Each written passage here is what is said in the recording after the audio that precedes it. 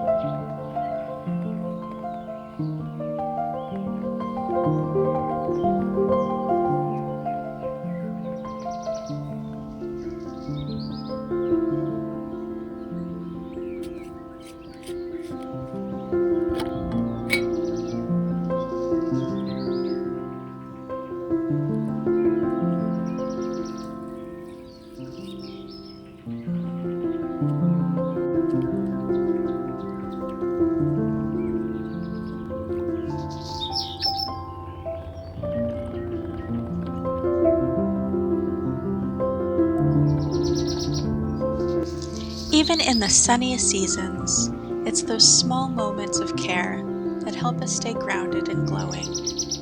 And so therefore, I feel that this garden mint foot scrub is more than just a scrub. It is a ritual, a way to pause and honor the parts of us that carry us forward every day. Until next time, my friends, stay wild, stay gentle, and keep a bit of that cool summer magic underneath your feet. I'll see you soon.